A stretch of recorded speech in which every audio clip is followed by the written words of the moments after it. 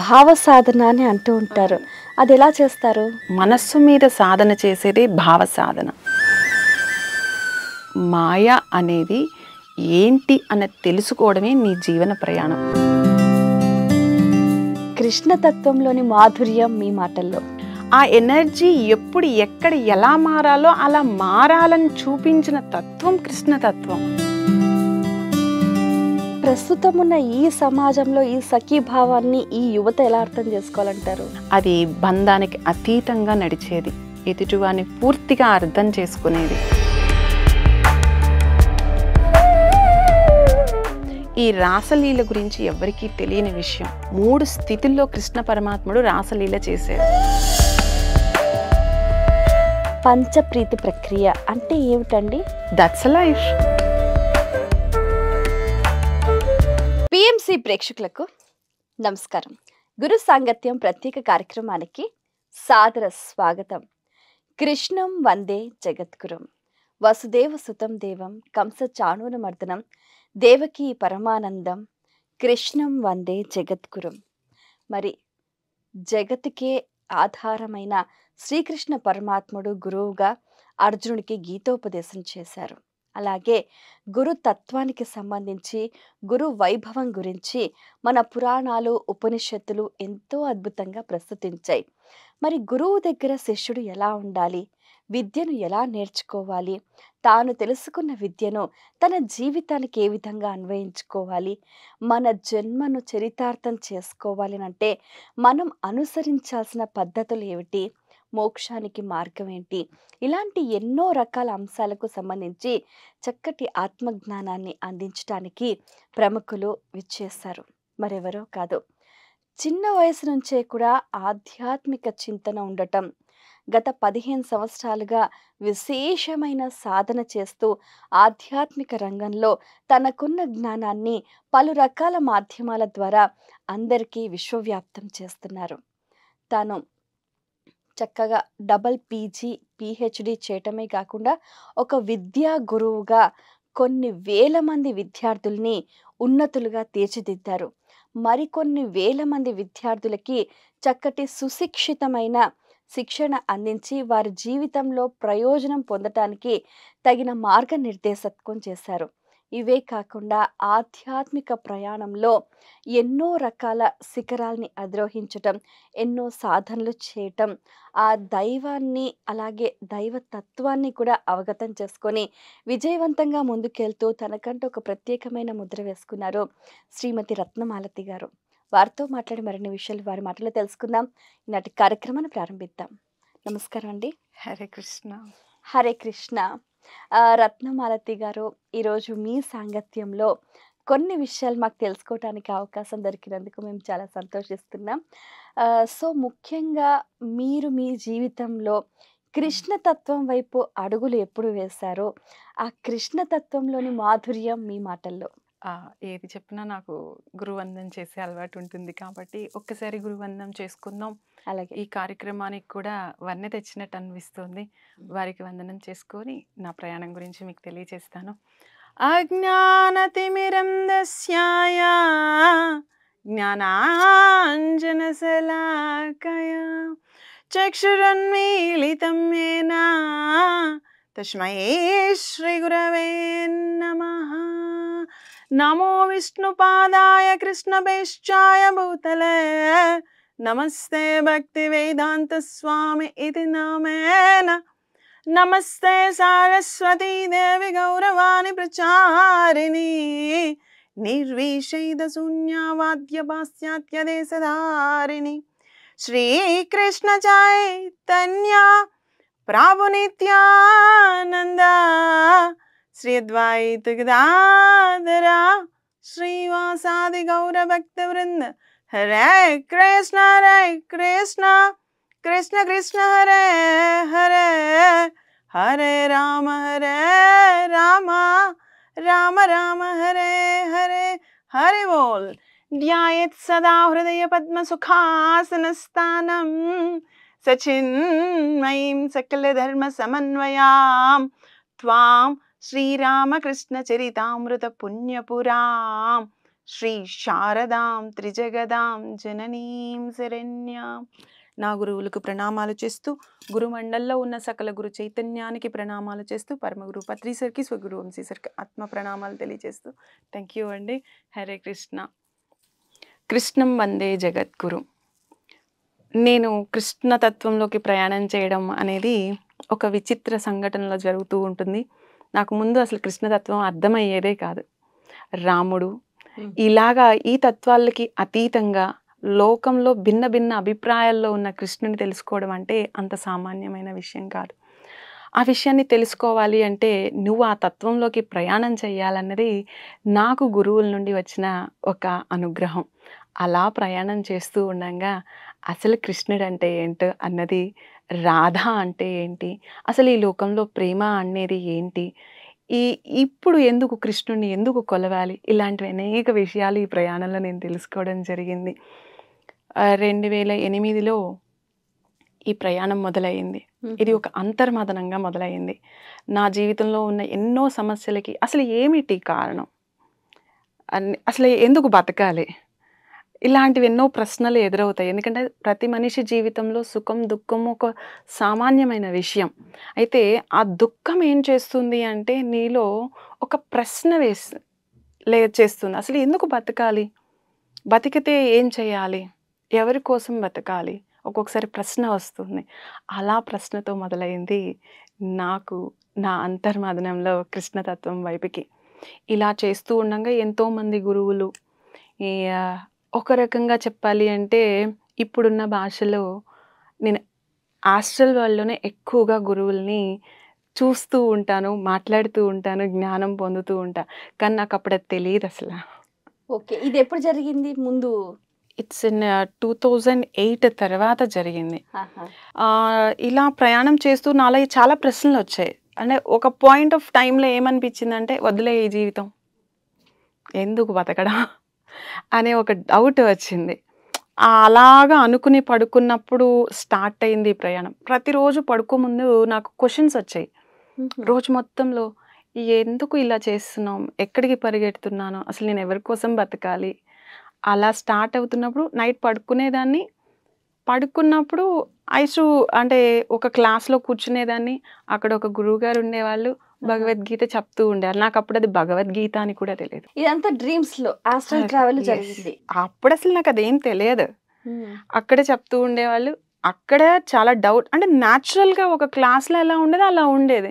Morning లేచేదాన్ని, నా పని నేను చేసుకునేదాన్ని, కాలేజ్కి వెళ్ళిపోయేదాన్ని, అన్నీ చేసేదాన్ని. బట్ నైట్ ఏవైతే పాయింట్స్ ఉన్నాయో అది నేను అప్రయత్నంగా నా లైఫ్లో ఇంప్లిమెంట్ చేయడం అయితే జరిగేది. ఇది అనే అవగాహన అయితే వచ్చింది లేదు. సో అలాగా ఒక 3-4 years I learn Bhagavad Gita in dreams. So Bhagavad Gita మీరు స్వప్నంలో నేర్చుకున్నారంటే చాలా గ్రేట్ అసలు. అది నేర్చుకున్నానా లేకపోతే గతంలో నేను నేర్చుకున్నది దర్శించానా అన్నది అప్పుడు క్వశ్చన్. అసలు నాకు తెలియదు అవన్నీ జరుగుతాయని. నాకున్న సమస్యల్లో నేను ముందుకు వెళ్ళాలి. నైట్ అలాగా పడుకునేదాన్ని ఆ క్వశ్చన్లు వేసి I used to go to the class, sit there, listen, మళ్ళీ లేచేదాన్ని, మళ్ళీ నా పని నేను చేసుకున్నాను. ఇలా ప్రయాణం జరుగుతూ ఉండగానే కృష్ణుడు అంటే ఏంటి, అసలు వాస్తవంగా కృష్ణతత్వం రెగ్యులర్ లైఫ్లో నాకు బాగా ఉపయోగపడింది. ఐ డోంట్ నో భక్తి అనేది ఎలా ఏర్పడిందంటే నాకు రోజువారీ జీవితంలో బాగా అలవాటు అయిపోయేది. ఆ ధర్మంగా ఉండడం కానీ, లేదా నా పనిని నేను చేసుకోవడం. ఎందుకంటే ఆయన కర్తవ్యం బోధించాడు. భూమి మీదకి వచ్చి కర్మ సిద్ధాంతం ద్వారా కర్తవ్యం బోధించారు. సో అందుకని నేను నా కర్మను చేసుకోవడానికి నాకు చాలా ఉపయోగపడింది భగవద్గీత. అలా కృష్ణతత్వంలోకి ప్రయాణం చేశాను నేను. ఈ కృష్ణ ఆరాధన అనే సంప్రదాయం మీ కుటుంబంలో ఉందా, లేకపోతే మీరు ప్రత్యేకించి కృష్ణుడి వైపు ఆకర్షితులై ఇందులోకి వచ్చారా? అంటే ప్రత్యేకంగా అయితే మా ఇంట్లో ఎక్కువగా విష్ణు ఆరాధన బాగా చేస్తారు. వైష్ణవ సంప్రదాయం ఆరాధన బాగా చేసేవాళ్ళు. వెంకటేశ్వర స్వామి అంటే చాలా ఇష్టము. తర్వాత అమ్మ అన్ని సాధనలు చేసేవాళ్ళు. ఎలా అంటే ఇంట్లో అంతా ఎలా ఉంటుందంటే తెల్లారి లేస్తే ఏదో ఒక పూజ, ఏదో ఒక వ్రతము, ఏదో ఒక నోము, ఏదో ఒక దీక్ష, పారాయణం ఇలా జరుగుతూ ఉండేది. మ్యాక్స్ ఇంట్లో అందరూ కూడా భక్తి భావంతో ఎక్కువ ఉండేవాళ్ళు. కానీ వాళ్ళు చేస్తున్నప్పుడు నా లోపల క్వశ్చన్స్ వచ్చాయి, ఇది ఎందుకు చేయాలి, ఇలాంటి క్వశ్చన్స్ వచ్చాయన్నమాట. ఇప్పుడు ఇక్కడ కాళ్ళకి పసుపు రాసుకుంటున్నారు, కంపల్సరీగా రాసుకోమన్నప్పుడు నాకు క్వశ్చన్ వచ్చేది, ఎందుకు రాయాలి, లైక్ మా బ్రదర్ కూడా ఇలా సైంటిఫిక్గా క్వశ్చన్స్ వేస్తూ ఉండేవాళ్ళు. హ్మ్. అలాగా మేము ట్రావెల్ చేస్తూ ఉన్నాం. బట్ తర్వాత నాకు ఈ జర్నీ అనేది దైవతత్వం అనేది బుక్స్ ఎక్కువ చదవడం బేసిక్గా ఏంటంటే ఇక్కడ నా ప్రొఫెషన్ నాకు చాలా హెల్ప్ అయింది. ఇప్పుడు నేను ఒక ఇంగ్లీష్ ప్రొఫెసర్‌గా, ఒక ట్రైనర్‌గా సో, ఇవన్నీ చేస్తున్నప్పుడు అందరిలా నాకు మామూలు నార్మల్ మోటివేషన్ క్లాసెస్ చెప్పాలనిపించేది కాదు. ఉపనిషత్తుల్లో కథలు, హ్మ్. మన భగవద్గీతలోవి, మహాభారతంలోవి, రామాయణంలోవి ఇలాంటి కథలు తీసుకొని పిల్లల్ని ఎలా లైఫ్‌లోకి అప్లై చేయాలని చెప్పడానికి కోసం నేను ఎక్కువ చదివేదాన్ని. మీరేమో ఇంగ్లీష్ ప్రొఫెసర్. మరి ఇంగ్లీష్‌లో ఇవి ఉండవుకా? లేదు. అంటే థాట్స్ ఎ ఇంగ్లీష్‌లో ఎలా ఉంటుందంటే అండి, లిటరేచర్ చదివేటప్పుడు హ్మ్. మనకి భావం ముఖ్యం. హ్మ్. అక్కడ కూడా మీకు షేక్స్‌పియర్ కానీ డిఫరెంట్ ఈ మనకి చాలా బుక్స్ నేను అప్పుడు చదువుతూ ఉండేదాన్ని. హ్మ్. ఆ చదువుతూ ఉన్నప్పుడు 'fountain head' is one of the book. So, ఇట్లా చాలా బుక్స్ ఉండేవి. అవి చదువుతూ ఉన్నప్పుడు నాలో కలిగిన ప్రశ్నలనమాట. 'ఎ కైట్ రన్నర్' అని ఒకటి రాశారు. అది మూవీ కూడా తీసుంటారు. సో, అవన్నీ చదువుతున్నప్పుడు నాకెప్పుడు అనిపించేది, ఇది మన ఉపనిషత్తుల్లో ఎలా చెప్పారు? ఇట్స్ లైక్ జనరల్‌గా వీళ్ళు రాస్తున్నారు కదా! అని. Even I wrote research paper on it. ఏంటి అంటే మన అరిషడ్ వర్గాలు షేక్స్‌పియర్ ఎలాగా చూపించాడు. 'హామ్లెట్‌లో' కావచ్చు, లేతే 'జూలియస్ సీజర్‌లో' కావచ్చు, ఇలాంటిలో అలా కనెక్ట్ చేసుకుంటూ more into Upanishads and our లిటరేచర్‌కి ఎక్కువగా నేను అట్రాక్ట్ అయ్యేదాన్ని. హుహు. మేబీ మన సంస్కృతం పట్ల నాకు చాలా ఇష్టం. ఇంట్లో అలానే పెంచడం కావచ్చు, పెరిగిన వాతావరణం కావచ్చు. అలా ఇన్‌ఫ్లూయెన్స్ అయ్యాను తెలియకుండా. బావుంది. సో, మీ గురువుగారెవరు ఈ ఆధ్యాత్మిక రంగంలో? It's a mystery. Actually Bhagavad Gita అంతా నేను అలాగా నేర్చుకున్నదే. హ్మ్. ఆహ్, ఒక్క శ్లోకాన్ని 2, 3 రోజులు వినేదాన్ని. హ్మ్. నాకు తెలిసేది కాదు. బట్ మెడిటేషన్‌కొచ్చిన తర్వాత I realised this is how I learn అని. స్వతహాగా నాకు ఆదిశంకరులంటే చాలా ఇష్టం. నేను వెళ్ళి కంపల్సరీగా గురుపాదుకా స్తోత్రం చదువుకునేదాన్ని. హుహు. తెలియకుండానే గురువులకి ఎక్కువగా అట్రాక్ట్ అయ్యేదాన్ని. సాయి చరిత్ర చదివేదాన్ని. అలాగా ఈ ప్రయాణంలో సిద్ధేశ్వరానంద భారతీ స్వామి వారి దగ్గర నేను మంత్రోపదేశం తీసుకోవడం జరిగింది. హుహు. ఆ తరువాత నాకు శ్రీల ప్రభుపాదుల వారి దగ్గర హరే కృష్ణ మంత్రం చాలా నాకు అంటే when I chant Hare Krishna I feel lot of blissfulness. ఆ ఆనందం అనిపించేది. అలా ఎక్కువ ట్రావెల్ చేస్తూ ఉన్నాను. ఆ తర్వాత మెడిటేషన్‌లో నాకు ఇలాగా ఫిజికల్‌గా ఒక గురువుని అప్రోచ్ చేసి కూర్చొని నేర్చుకుంది చాలా తక్కువ. ఓకే. అందులో సిద్ధేశ్వరానంద స్వామి వారి దగ్గర మంత్రోపదేశం తీసుకోవడం, నేను ఆ మంత్ర సాధన చేయడం. గురువు అంటే మనకెలా ఉంటుంది? ఆయన చెప్పింది ఫాలో అవ్వడం. అంతే. అంతే. ఇంకొకటి మైండ్‌లో ఉండదు నాకు. ఆ మంత్రం చేసుకోవడం. నేను చూసానా, వెళ్ళానా లేదు. అండ్ మోర్ ఏంటంటే ఆయన ఎప్పుడు గురువు గారు గుంటూరుకొచ్చినా నాకు న్యూస్ ఒస్తది అంతే. ఎళ్ళానా, ఆయన దర్శించుకున్నానా, పాదాలు చూసానా, హరే కృష్ణ ఇంటికొచ్చేస్తా. ప్రకటనలు మీవి, ప్రచారాలు మావి. జీవితంలోని వెలుగులందరివి. పిఎంసి తెలుగు ఛానల్లో మీ యాడ్స్ కోసం సంప్రదించవలసిన ఫోన్ నంబర్స్. మీరు ధ్యానంలోకి ఎప్పుడొచ్చారు? ధ్యానంలోకి కరోనా సమయంలో వచ్చాను. ఓకే. అప్పుడు గూడా ఇట్స్ లైక్ మా నాన్నగారికి బాగోనప్పుడు వచ్చడం జరిగింది. అలా ధ్యానంలోకొచ్చినప్పుడు ఇవన్నీ నాకు ఈజీగా అర్థమయ్యాయి. దిస్ హుహు. Is how we are travelling అని. సో, ఎక్కువగా అధ్యయనం మీదే నేను ఎక్కువ కాన్సంట్రేట్ చేస్తాను. ఏ గురువు ఏది చెప్పినా అది నువ్వెలా నేర్చుకుంటావు, నీ జీవితాన్ని ఎలా ఉద్ధరించుకుంటావు అన్నదే కృష్ణతత్వం బావుంది. యాక్చువల్లీ. అది గురువులు మనకి ఒక్కొక్క గురువు ఒక్కొక్క తత్వంలో చెప్తారు. ఈ కృష్ణుడి విషయానికొచ్చేసరికి ఎక్కువగా భావ సాధన అని అంటూ ఉంటారు. అవును. అదెలా చేస్తారు? యాక్చువల్లీ కలియుగంలో మనిషి మయ శరీరం దాటడం చాలా కష్టం. హ్మ్. మనస్సు మీద సాధన చేసేదే భావ సాధన. పరమ విరహ సాధన ఏదైతే ఉంటుందో మనకి 12 రకాల సాధనలు చెప్తూ ఉంటారు. ఆ 12 రకాల సాధనలో 11 అంటే లాస్ట్ బట్ 1 అన్నమాట. పరమ విరహ సాధన. ఆ సాధనకి వెళ్ళడానికి పునాది భావ సాధన. ఓహో! సో, అంటే యద్భావం తద్భవతి అనేదే సాధన చేయడం. అయితే హుహు. దీన్ని కృష్ణ తత్వంలో ఎలా చెప్తారంటే వాత్సల్య భావంగా, హ్మ్. సఖీ భావంగా, మధుర భావంగా, గోపీ భక్తి భావంగా, ఇలా జ్ఞాన భావంగా రకరకాల స్థితుల్లో మనం సాధన చేస్తూ ఉంటాం. అది చాలా ముఖ్యం. అంటే ఇప్పుడు ఈ వాత్సల్య భావన, హ్మ్. గోపీ భావన అంటే ఒక వ్యక్తి ఇవన్నీ స్థితులలో చెయ్యాలా సాధన? అవసరంలా. హుహు. ఒక్కటి పట్టుకుని అన్నీ చేయొచ్చు. కానీ అన్ని అనుభవాలు పొందితేనే పరిపూర్ణత్వం.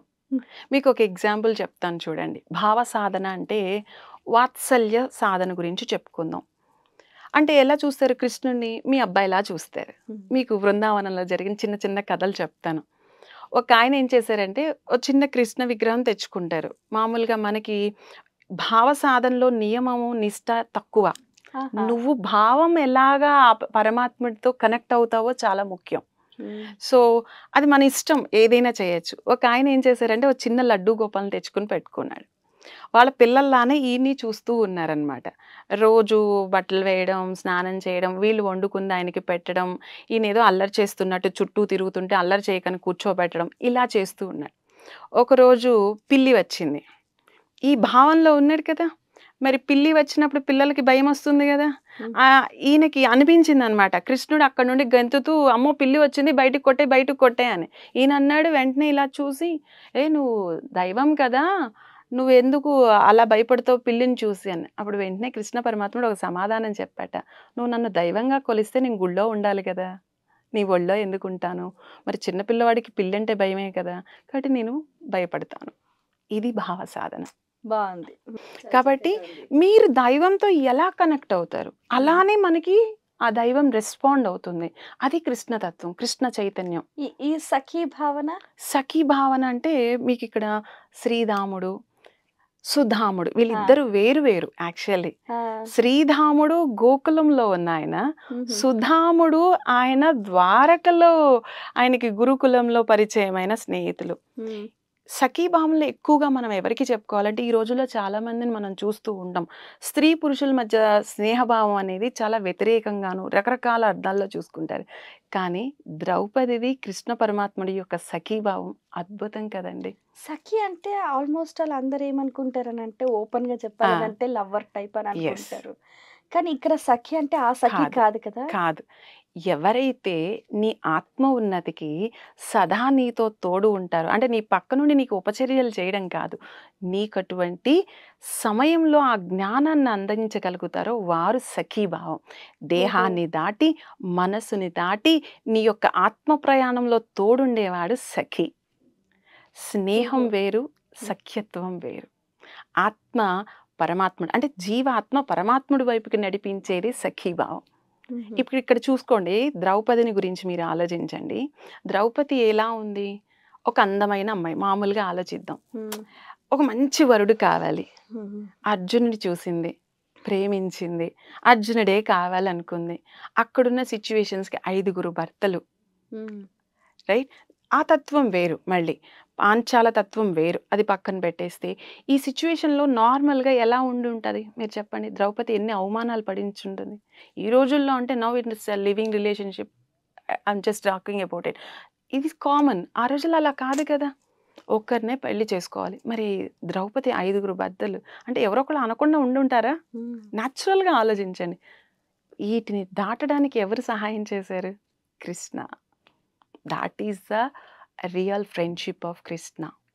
ఆయన ప్రతి విషయంలోనూ ద్రౌపదికి తన జీవితంలో తనకున్న స్థితిలో అర్థం చేసుకుని, ఆ జీవితాన్ని ప్రేమించి ముందుకు వెళ్ళడానికి నేర్పించినవాడు కృష్ణ. అలా ఉంటుంది సఖీభావం.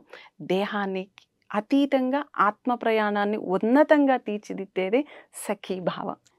ఈ ప్రస్తుతం ఉన్న ఈ సమాజంలో ఈ సఖీ భావాన్ని ఈ యువత ఎలా అర్థం చేసుకోవాలంటారు? Yeah! It's a very important question. Actually సఖీభావం అనేది ఎలా ఏర్పడుతుంది అంటే, ఎప్పుడైతే జీవితం పట్ల పూర్తి అవగాహన ఉంటుందో, వాళ్ళ మధ్య ఏర్పడేది సఖ్యత. హ్మ్. స్నేహం అనేది ఏంటంటే, a friend in deed is a friend in need అంటారు. నీకు అవసరమైతే నువ్వు, నాకు అవసరమైతే నేను. అవసరానికి ఉపయోగపడపోతే తిట్టుకుంటాం. మీకొక మామూలుగా చిన్న సంఘటన చెప్పుకుందాం. మీరు అంటే ఇద్దరు స్నేహితులున్నారు. ఇద్దరు చాలా ఫ్రెండ్స్. అయితే ఒక స్నేహితుడు పెళ్లి కుదిరింది. ఇతనొచ్చి డబ్బులడిగారు. ఇవ్వడానికి అవ్వలేదు. బేసిక్‌గా అతని దగ్గర అతను లాస్‌లో ఉన్నాడు. హ్మ్. కానీ ఇవ్వడానికి అవ్వలా. ఇతను ఆల్రెడీ అతను ఎప్పుడు అడిగినా ఇచ్చి ఉన్నాడు. హ్మ్. అప్పుడేమనిపిస్తుంది? బాధ అనిపిస్తుంది. అయినా ఆ స్నేహితుడు ఏం చేశాడు? తను వేరే దగ్గర అరేంజ్ చేసుకొని ఈ స్నేహితుడిని పిలిచాడు. పెళ్ళికి వెళ్ళాడు. అయితే డబ్బులిచ్చిన అతన్ని కాస్త ఆ సమయంలో పలకరించాలి. డబ్బులు తెచ్చుకున్నాడు. తన కూతురు వివాహం. ఏదో హడావిడిలో ఉంటూ ఈ స్నేహితుడిని మర్చిపోయాడు. పలకరించాడు, కూర్చున్నాడు. అంత ఆదరణ చూడల. వెంటనే ఇతని మనసులో ఏమొస్తుంది? నేను డబ్బులు ఇవ్వలేదు కాబట్టి నన్ను చిన్న చూపు చూయించాడు. కానీ ఇతని మనసులో ఏం రావాలో తెలుసా? సఖ్యభావం అంటే హ్మ్. నేను ఇవ్వలేకపోయాను. ఎంత కష్టపడి తెచ్చుకున్నాడో కదా! ఇలా బిడ్డని వివాహం చేస్తున్నాడు.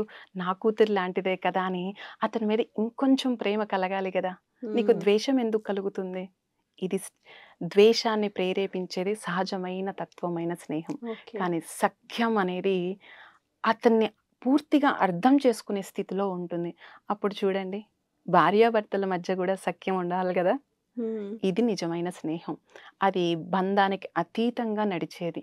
ఎదుటివారిని పూర్తిగా అర్థం చేసుకునేది. బావుంది. చాలా చక్కగా, చాలా అద్భుతంగా చెప్పారు.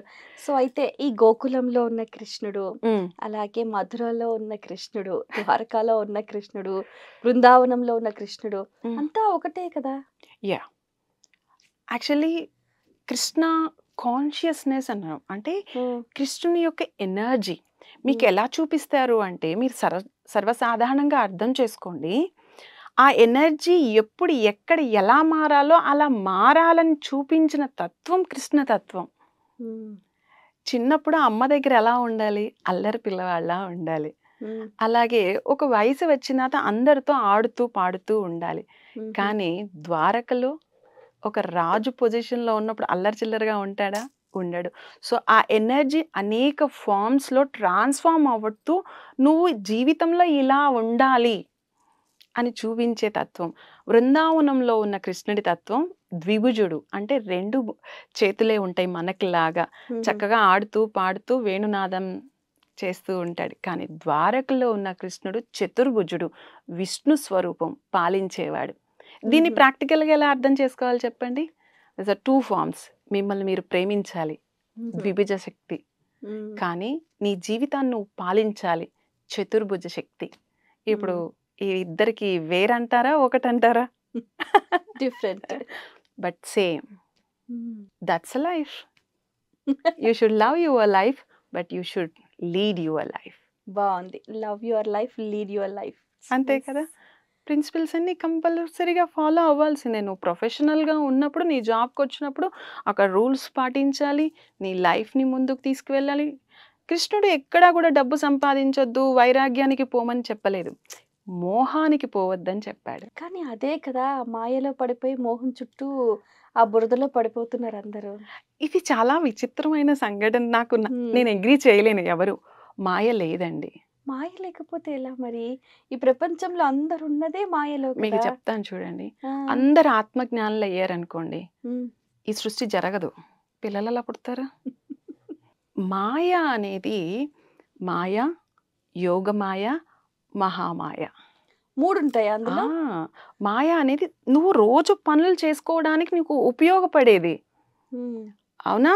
సో, హ్మ్. నీ దగ్గర డబ్బులున్నాయి. నీ అక్కడ నువ్వు ఎంతో కొంత సేవ్ చేసుకోవాలన్న ఐడియా కల్పించేది ఈ భూమి మీద నువ్వు ఉండడానికి ఉపయోగపడే శక్తి మాయ. దీన్ని వద్దంటే నువ్వేం చేస్తావు? బట్ ఆ మాయని యోగమాయగా అంటే ఎంత దాచుకోవాలి, ఎంత ఇవ్వాలి. అదే కృష్ణ పరమాత్ముడు చెప్పాడు. నువ్వు సంపాదించిన దాంట్లో 10% సర్వీస్ 20 నీకు బాగా ఉంది. 30% ఇవ్వు. బట్ 70%లో 50% నువ్వు బతకడానికి ఉపయోగించు. 20% సేవ్ చేయి. ఆయన చెప్పాడు. ఇది మాయ. లేకపోతే ఈ మాయ లేదనుకోండి మీరు ఆత్మస్వరూపం. నువ్వెందుకు సంపాదిస్తావు? రామకృష్ణ పరమహంస సంపాదించాల్సిన అవసరం లేదు. ఎందుకంటే ఆయన దగ్గర మాయ లేదు. ఆయన మాయలో పడలేదు. మాయ అవసరం లేదు. ఆహా! మాయలో పడడం ఉండదమ్మా. మాయ లేనిదే నువ్వు బయటికి రావు. గర్భంలో జీవుడు మాయలోనే ఉంటాడు. హుహు. ఆ మాయ లేకుండా నువ్వు బయటికి రావు కదా! హుహు. అవునా? ఓకే. మాయలో పడడం కాదు. మాయ అనేది ఏంటి అన్నది తెలుసుకోవడమే నీ జీవన ప్రయాణం. ఈ మాయ, భ్రమ 2 ఒకటేనంటారా? వేరు వేరా? ఆహా! భ్రమ అనేది ఎలా కలుగుతుంది అంటే, నువ్వు స్వనిర్ణయం తీసుకున్నప్పుడు. హ్మ్. బాగా చాలామంది చెప్తారు. 2 ఉంటాయి. ద్వంద్వత్వంలో ఏకత్వాన్ని చూడమంటారు. అవునా? హ్మ్. ఇడానాడి, పింగళా నాడి. హ్మ్. రైట్? ఆ 2 కలిపితేనే సుషుమ్నా నాడి ఒక యోగికి. హ్మ్. అవునా? 2 కళ్ళు. ఉమ్, అలానే మీకు ఇక్కడ ప్రయాణంలో కూడా ద్వంద్వత్వమే ఉంటుంది. ఆ రెండిటిని ఏకం చేసుకొని నువ్వు ప్రయాణం చేయగలుగుతావు. అలా కాకుండా ఉన్నావనుకోండి, మాయ తెలిస్తేనే ఆత్మజ్ఞానం తెలుస్తుంది. మాయ ఆహా. తెలియకపోతే ఆత్మజ్ఞానం తెలియదు. ప్రకటనలు మీవి, ప్రచారాలు మావి. జీవితంలోని వెలుగులందరివి. పిఎంసి తెలుగు ఛానల్లో మీ యాడ్స్ కోసం సంప్రదించవలసిన ఫోన్ నంబర్స్. అంటే ఇప్పుడు మాయను ఛేదించాలి అని అంటూ ఉంటారు కదా. ఏ, శ్రీకృష్ణ జననం కంటే ముందు కూడా ఆ. మాయ ఆవహించి ఒక రోల్ ప్లే చేస్తుంది అని మనం తెలుసుకున్నాం అవును. కదా. మాయని ఛేదించలేం, మాయతో ప్రయాణం చేయాలి. మాయతో ప్రయాణమా? ఆ, మీరు ఇప్పుడు చేసేది అదే. Quite natural. You are travelling with Maya. లేకపోతే ఈ శరీరం శాశ్వతమా? ఎందుకు అలంకరించుకున్నారు? ఈ ఉద్యోగం అవసరమా? ఎందుకు చేస్తున్నారు? ఆహారం అవసరమా? ఎందుకు తింటున్నారు? ఇష్టాలు అవసరమా? ఎందుకు ఇష్టపడుతున్నారు? So you are with maya. బెన్ ఇవన్నీ సహజం, ప్రకృతియే మాయ. ఓకే. సో వీటిలో ఎప్పుడు చాలామంది మీకు సర్వసాధారణంగా సైకాలజిస్టులు కూడా చెప్తారు, వీక్నెసెస్ ఎప్పుడు పోవండి. మీరు చాలామంది అరిషడ్ వర్గాల్ని దాటేయండి, దాన్ని నంచేయండి, తీసి పక్కన పడేయండి, ఏమీ అవ్వదు. చీకటి లేకుండా వెలుగుంటుందా? బురద లేకుండా నీళ్ళు ఉంటాయా? మీరు చెప్పండి, అసలు ఎక్కడైనా ఉండదు. అలాగే మాయ లేకుండా జీవితమే ఉండదు. సో ఓన్లీ థింగ్ ఈజ్, మీకు వీక్నెసెస్ ఉంటాయి, ట్రాన్స్ఫార్మ్ ఇట్ ఇంటూ స్ట్రెంగ్స్ అంతే. ఎవరైతే తన ఎనర్జీని ప్యూర్ ఎనర్జీగా ట్రాన్స్ఫార్మ్ చేసుకుంటూ వెళ్ళిపోతాడో ఈజ్ అన్ ఎన్లైటెన్డ్ మాస్టర్. సో ఈ ట్రాన్స్ఫర్మేషన్ కి మనకు సాధన అవసరం. అంతే. అది మీరు ఏ సాధనైనా చేయొచ్చు. ఓకే. ఈ భాగవతానికి సంబంధించి అందులో ఆత్మజ్ఞానం ఏ దశలో ఎవరు ఎప్పుడు ఎలా చెప్పారు? భాగవత కథాసారం భాగవతుల జీవన రసధామం భగవంతుని రాసలీల కథాసారం. భాగవతులు అంటే మీరు, నేను, అందరూ వీళ్ళ ఒక జీవన ప్రయాణంలో ఉన్న రసాన్ని తెలిపేది భాగవతం. ఇదే ఓ. కదా ఆత్మజ్ఞానం. మీరు ఏం నేర్చుకున్నారు? గురువుని చూసి అదే కదా నేర్చుకున్నారు, ఇలా ప్రయాణం చేయాలని. అండ్ అది నేర్చుకున్న తర్వాత ఏం చేస్తావు? రసాన్ని లీలగా మారుస్తావు. అది భగవంతుడు చేస్తాడు. అది రాసలీలా తత్వం. అలా చూస్తే నువ్వు ఇక్కడ కూర్చున్నా నువ్వు అకర్మ స్థితిలో ఎలా చేయగలుగుతావు? పత్రిసారి చెప్తారు కదా, యూ షుడ్ వర్క్ నిష్కామ స్థితిలో చేయాలి అని. మరి నువ్వు పని చేస్తూ దానికి ఫలితం లేకుండా ఎట్లుంటది? అది రాసలీల. రాసలీల అని అంటే ఓన్లీ రాధా కృష్ణులు, గోపికలు, హరే కృష్ణుడు కృష్ణ. అంత రాసలీల అని అంటే ఇప్పుడు అందరికీ కళ్ళ ముందు అదే సీన్ కనబడుతూ ఉంటుంది. కానీ అది కాదంటారా? కాదంటారా? కాదు, కాదు. మరి అవును ఏది? అవును, ఇదే చెప్పనా. ఆ, ఈ రాసలీల గురించి ఎవరికీ తెలియని విషయం.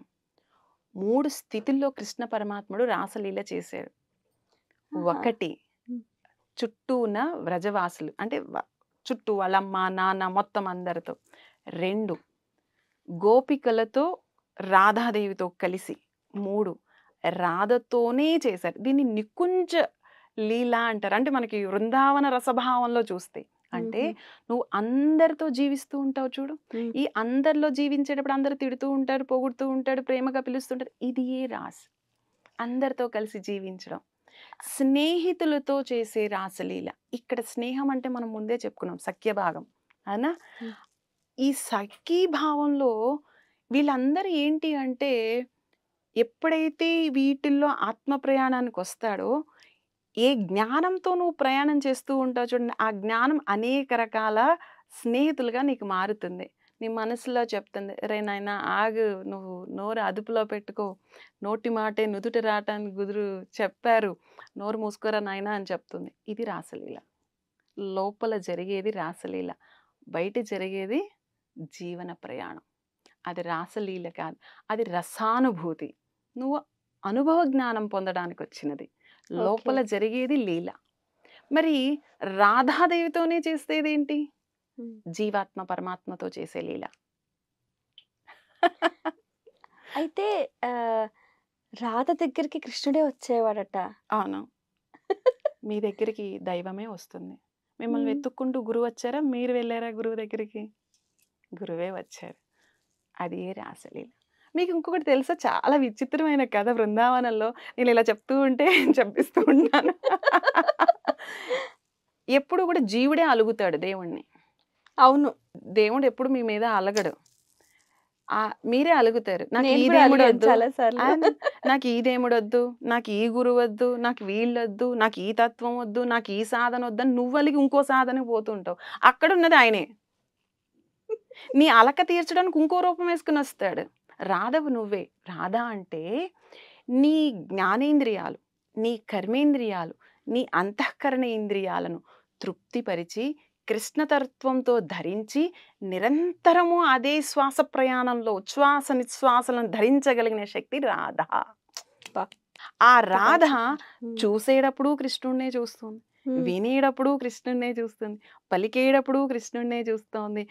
శ్వాస కృష్ణుడే, ఆహారము కృష్ణుడే, కర్మ కృష్ణుడే, సర్వము కృష్ణ, సర్వము ఆత్మస్థితియే. ఆ స్థితిలో ఉన్నప్పుడు ద్వేషం రాదు. అలా ధరించగలిగిన జీవుడి కోసం పరమాత్ముడు పరిగెత్తుకుంటూ వస్తాడు. దట్స్ వాట్ అహం బ్రహ్మాస్మి, నోయింగ్ యువర్ సెల్ఫ్. హ్మ్. అది రాధాతత్వం. రాధ ప్రేయసి కాదు, ఇట్స్ ఓకే. Your power. కానీ అందరూ రాధ అంటే ఆమెకొక స్టిక్కర్. దీనికి డీప్ లవర్ అని. అవును కదా. హ్మ్. నిన్ను నువ్వు ప్రేమిస్తున్నట్టు ఎవరికైనా చెప్తావా? చెప్తావా? కానీ నిజంగా జరిగేది ఏంటో తెలుసా? నీకు నచ్చినట్టే నీ జీవితాన్ని నడిపిస్తావు. ఎవరినన్నా చెప్పండి, అల్టిమేట్ డెసిషన్ ఎవరిది? Ours. No issues at all. కానీ మరి You ప్రాబ్లమ్స్ కూడా మనకే వస్తాయి కదా! because you are playing with yourself. Play smart play. స్మార్ట్‌గా ప్లే చేయండి. జ్ఞానంతో. మీకు ఇక్కడ ఒక కథ చెప్తాను. అందరికి అర్థమయ్యేలాగా. రాధాతత్వం గురించి చెప్పారు కాబట్టి. ఈ కథ చాలా మందికి తెలిసి ఉండొచ్చు, తెలియకపోవచ్చు. అసలు రాధ ఎవరో చెప్తాను. ఎలా ఆవిర్భవించిందో చెప్తాను. అసలు రాధాతత్వంలో వెనక ఉన్న విశేషాలు తెలుసుకునే ప్రయత్నం చిన్న కథ ద్వారా. రాముల వారి అవతారం అయిపోయింది. సో ద్వాపర యుగం వచ్చింది. కృష్ణ పరమాత్ముడు కిందకి రావాలి. అన్ని నాటకాలంతా కింద అంతా లీల రెడీ అయిపోయింది. లైక్ పత్రిసారి అంతా డిజైన్ చేసుకుని కిందకి వచ్చారు. ఇది సేమ్ థింగ్ మీ పీపుల్ చెప్తుంటారు కదా, ఇక్కడ అలాగే చెప్తారు. వచ్చేసారు ఆయన. ఇప్పుడు ఈయనకు ఒక పెద్ద చిక్కు వచ్చింది. ఏంటి అంటే ఈయన మోహిని అవతారం ఎత్తారు. అవును. అవునా? హ్మ్. సర్వలోకాలు ఆయన పడి మోహించాయి. హ్మ్. అవునా? అందరూ మోహన అంటే ఆ మోహ విముక్తం కోసం ఇక్కడ బాగా గమనించండి. రాక్షసత్వాన్ని దూరం చేయడానికి అమృతత్వాన్ని ప్రసాదించడానికి వచ్చిన మోహిని రూపంలో అమృతాన్ని వదిలేసి రూపాన్ని పట్టుకున్న జీవుణ్ణి ఉద్ధరించాలి కదా. సో రుద్రతత్వం కూడా మాయమైపోయింది మోహిని తత్వంలో. అంటే తనలో ఉన్న రాక్షసత్వాన్ని నశింపచేసే రుద్రతత్వాన్ని కూడా మర్చిపోయారు జనులు. అలా మోహంలో పడిపోయారు. ఇప్పుడు ఎలాగా ఈ మోహం నుండి బయటికి తీసుకురావడం? వాస్తవంగా ఈ జీవాత్మ ప్రయాణంలో ఇంకొక శక్తి కావాలి. ఆ శక్తిని నేను ఎలా బయటికి తీసుకురావాలని ఆలోచిస్తూ ఉన్నాడు. అయితే ఈయనకు అప్పుడు గుర్తొస్తుందన్నమాట. ఈయన మోహిని రూపంలో వెళ్తుంటారు కదా, అందరూ ఈయన వెంట పరిగెడుతూ ఉంటారే, సూపర్ ఉందబ్బా, ఎంత బాగుంది మోహిని మోహిని అనుకుని. పైనున్న సూర్య పరమాత్ముడు మాత్రం ఆయన్ని చూసి చాలా ఆనందిస్తూ, అబ్బా ఇలాంటి ఒక్క కూతురు పుడితే బాగుండు కదా అనుకుంటాడు. ఆహా! సూర్యుడు. సూర్యుడు. హ్మ్. సూర్యుడు ఎవరు? సూర్యుడు ఆత్మకారకుడు. హ్మ్. ఆత్మజ్ఞానం గురించి కదా మనం మాట్లాడుకునేది. సూర్యుడు ఆత్మకారకుడు. ఆత్మ ఎప్పుడు ఏం కోరుకుంటుంది? మోహాన్ని కోరుకోదు. కాబట్టి మోహంలో ఉన్నతి. పడలా. ఎస్. ఆ! అందుకని మోహిని అవతారం చూసి ఈయన కూతురుగా కావాలి అనుకున్నాడు. హుహు. ఇప్పుడు కృష్ణ పరమాత్ముడికి పెద్ద చిక్కు.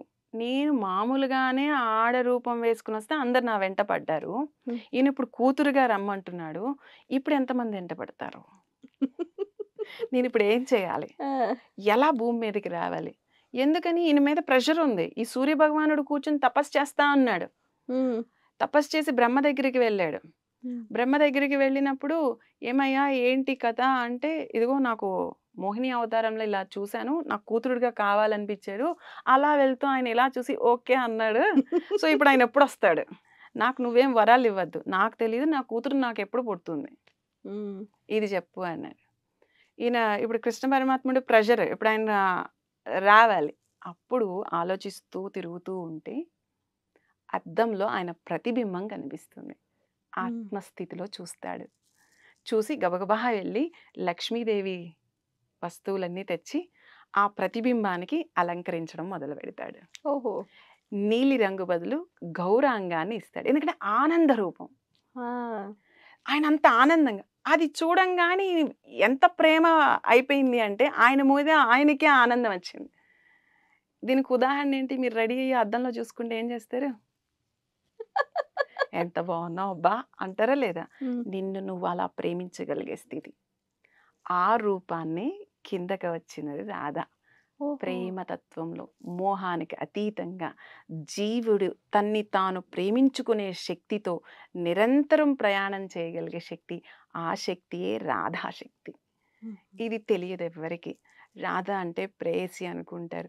మీరు చెప్పండి, ప్రేమ అనేది ఒక వ్యక్తి 2 శరీరాలు లేదా టీనేజ్లో లేదో ఒక తోడు ఇలాగే అనుకుంటాడు. కానీ ఈమె పరాశక్తి స్వరూపం.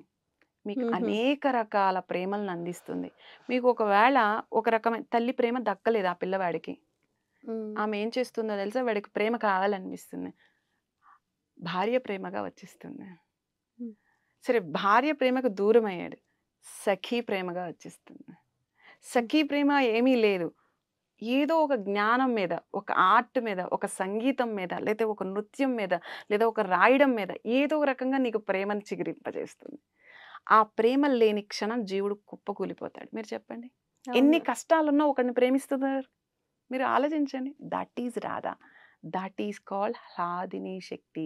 నిన్ను ఆనందింపచేసే శక్తి. ఎన్ని కష్టాల్లో ఉన్నా ఇది చెయ్యాలరా నాయన, దీనికోసం బతకాలరా అనిపిస్తోందా లేదా? ఆ అనిపించేది ఎలా అనిపిస్తుంది? ప్రేమ కోసం. అది చేస్తే నువ్వు తెలియని ఆనందాన్ని పొందుతావు. కొంతమంది ఏంటంటే అది మనకు అంటే మీరు అన్నట్టు ఈ ఆనందం ఎవరినో చూసినట్టుగానో లేకపోతే వస్తువు రూపంలోనో మీరు అన్నట్టు మనకు అది కావాలి, అది దక్కదు అని తెలిసినా కూడా, అది మనకు మన పరిధిలో లేదు అని తెలిసినా కూడా దూరం నుంచైనా చూసి సంతోషపడుతూ జీవనాన్ని సాగిస్తూ ఉంటారు. యాక్చువల్లీ ఇక్కడ చిన్న ఎడిషన్ చేసుకున్నాం దానికి. అది కరెక్టే, దూరం నుండి సంతోషిస్తూ వీళ్ళ జీవితాన్ని ముందుకు తీసుకువెళ్తే వెల్ అండ్ గుడ్. తీసుకు వెళ్లకుండా బాధపడితేనే తప్పు.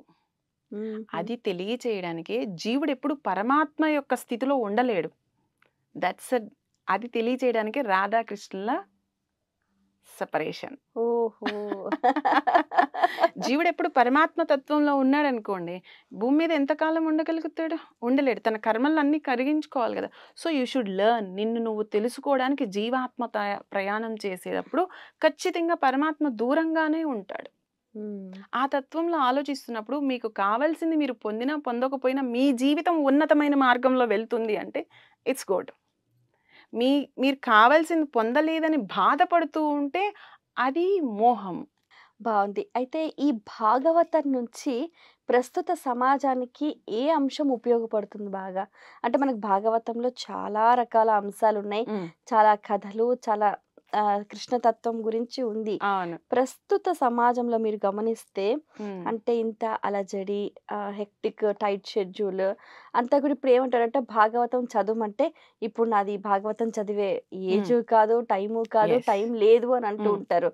సో ఇంట్లో ఖాళీగా ఉన్న వాళ్ళు చదువుకోవచ్చు కదా అని అంటూ ఉంటారు. అలా కాకుండా అసలు ఆ భాగవతం నుంచి మనం ఏం నేర్చుకోవాలి?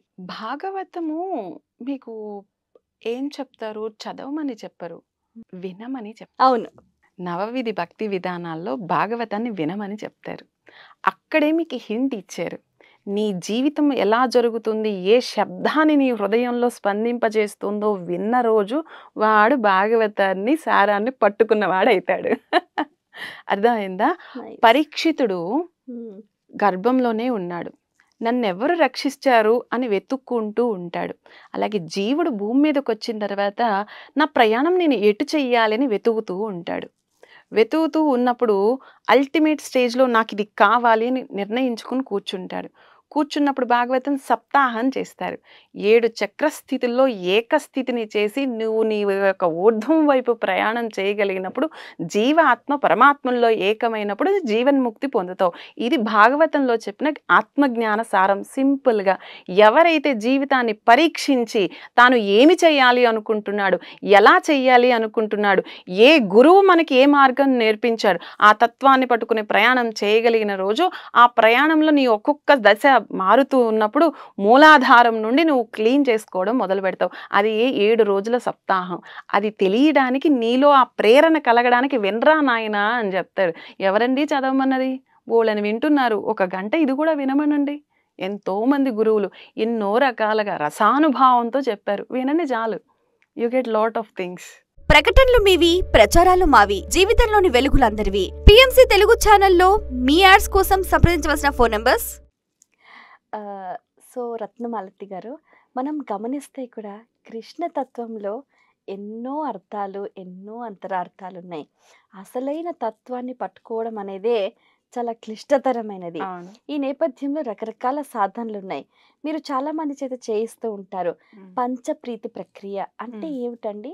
యాక్చువల్లీ పంచశక్తులను పంచ యజ్ఞముల ద్వారా సాధన చేస్తూ మనం ఆత్మ ప్రయాణం చేస్తాం.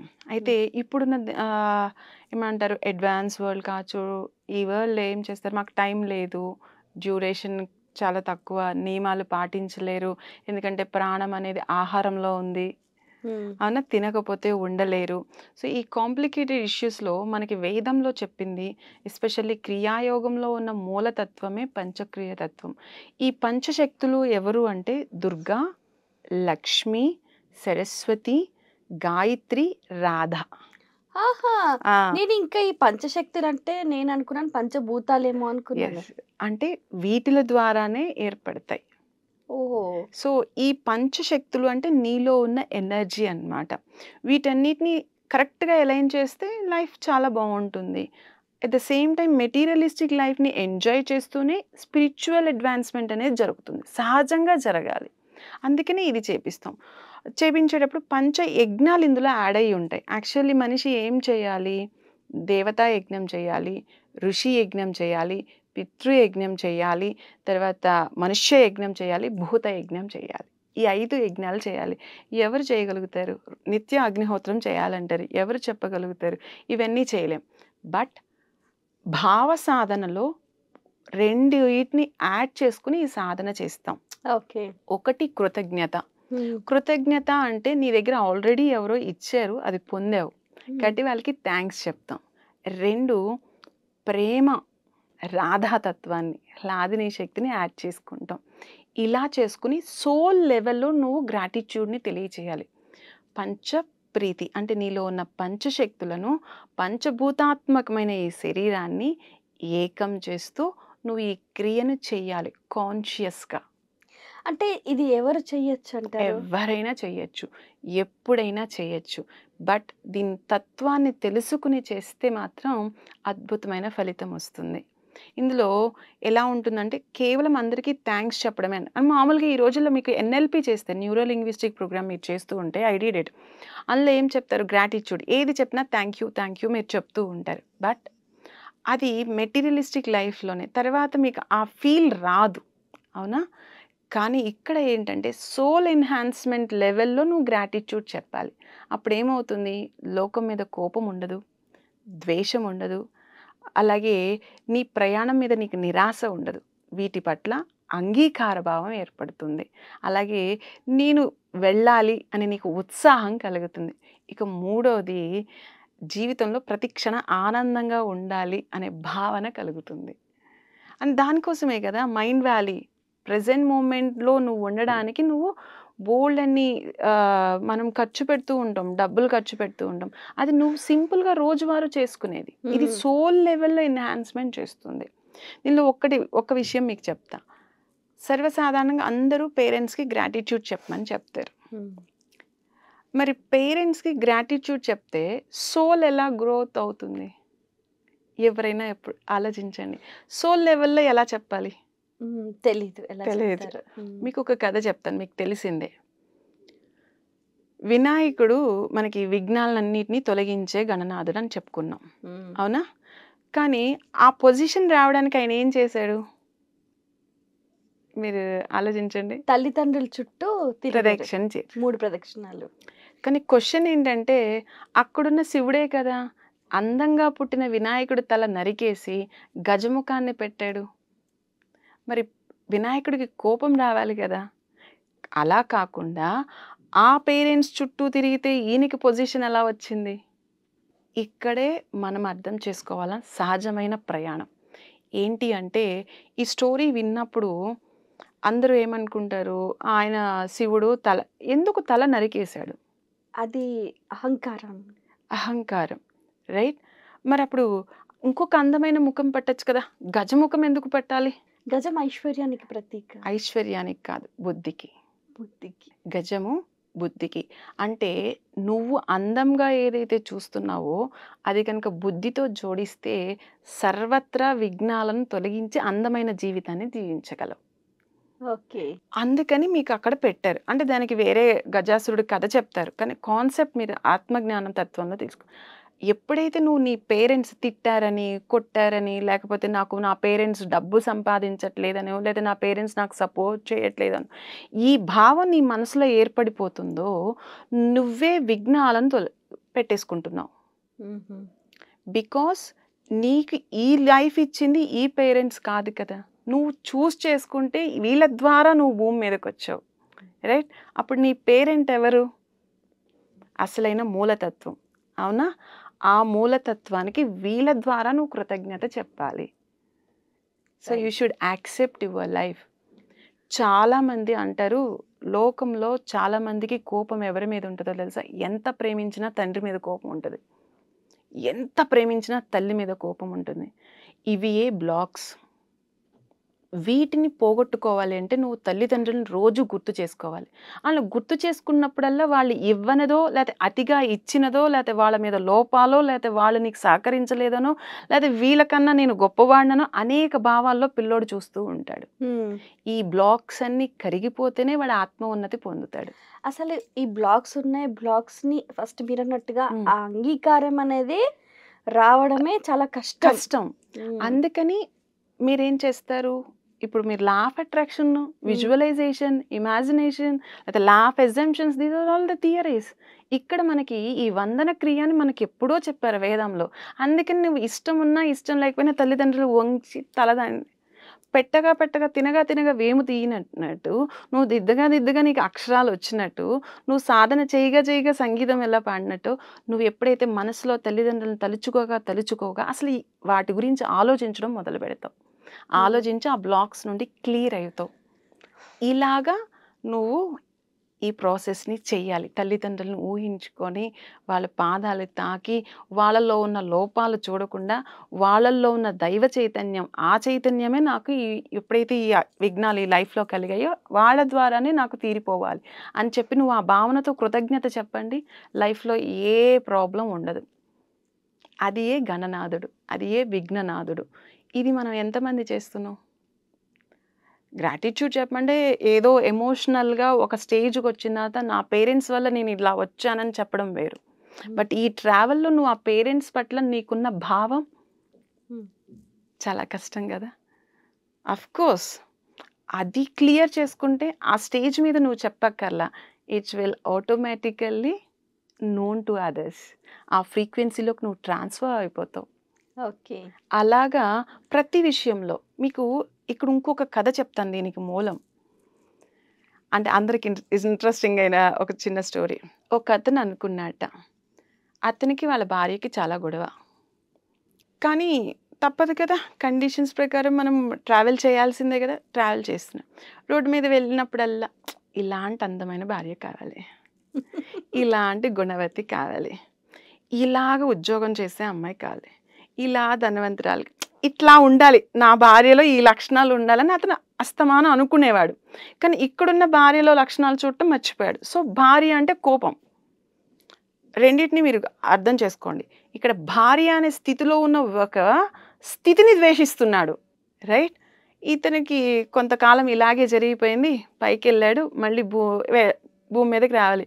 యాజ్ యూజువల్గా మనమే డిసైడ్ చేసుకుంటాం కాబట్టి నెక్స్ట్ టైం ఎలాంటి భార్య కావాలి, ఆల్రెడీ పెట్టుకున్నాడు కదా, థాట్ రిలీజ్ చేశాడు కదా, అలాంటి భార్య వచ్చింది. కానీ అతని మనస్సులో గత జన్మ వాసన భార్య పట్ల ఉన్న ద్వేషం ఇప్పుడు ఏ భార్య అయితే ఆనందాన్ని తను కోరుకున్నట్టు వచ్చిందో అది అసలు ఆ అంగీకార భావం రావట్లా, భార్యను ద్వేషిస్తున్నాడు. ఎందుకు ఇలా జరుగుతుంది? అందరికి ఆశ్చర్యం, ఇలాంటి అందమైన అమ్మాయి ఇలాంటి స్థితిలో ఉంది, ఎవరెలా చేస్తారు అని ఒక గురువు గారి దగ్గరికి వెళ్ళారు. అప్పుడు చెప్పారు ఆయన, అయ్యా గతంలో నీ వాసన ఏంటి? ఆ వాసన భార్య పట్ల కోపం కాదు, భార్య స్థితి పట్ల నీకేర్పడిన భావం. అందువల్ల ఇప్పుడున్న స్థితిని నువ్వు అంగీకరించలేకపోతున్నావు.